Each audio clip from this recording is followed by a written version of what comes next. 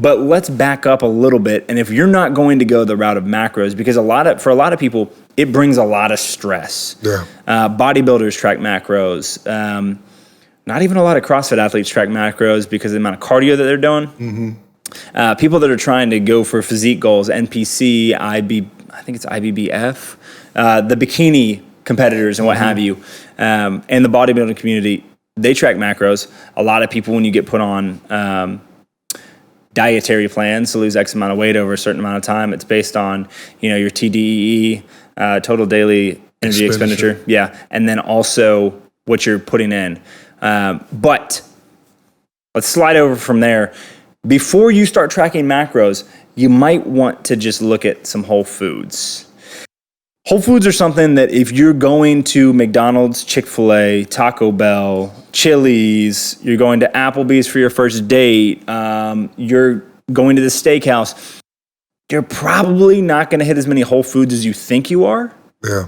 Because the majority of where that stuff is sourced is from a place that's industrialized and commercialized, and that's how they're able to get it at such a cost to then put it in your food to sell it to you at the price point where it's not daunting for your pocketbook. Mm-hmm. If you're eating meat and you can get away with eating meat inside of a restaurant for $15, that same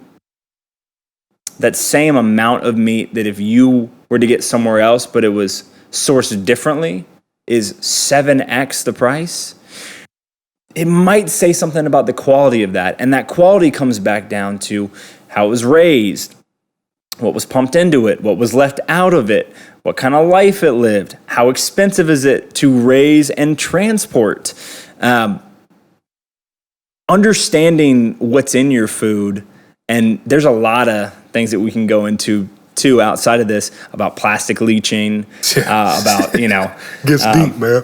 Yeah, poison in the water and in food and what have you. But start with whole foods.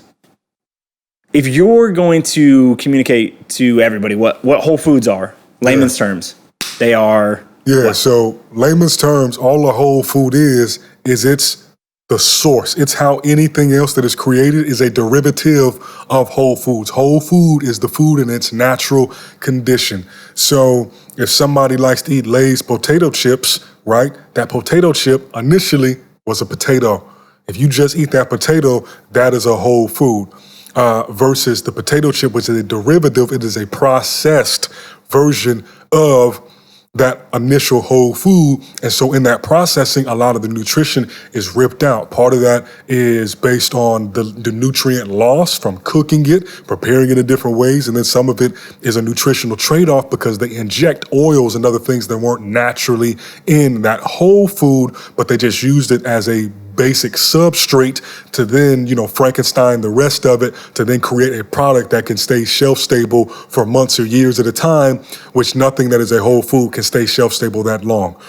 Let's think about it. Food has to grow. So it at max really can last about as long as the growing season in a lot of instances, unless you really design something to take care of it. So the first ingredient, so any fruits that you see in their natural condition is a whole food. Any tubers, grains, that sort of thing are whole foods. But even something like grains where it can get a little bit tricky on, was it processed, was it bleached, and then sometimes so there's a difference between just plain old white rice and white bread versus when you can go to your local bakery and they may have a bread that's really just water mixed with some flour that came directly from some sort of wheat or grain that was grown locally that then they just milled down and ground it up into flour, or they use almond flour or something like that. Mm-hmm. So there's still ways to get in foods that you like eating in a way that is much more baseline whole food centric.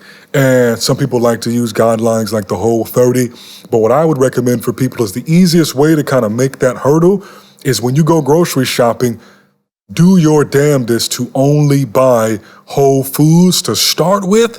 And then, you don't have to make your life miserable at the very end.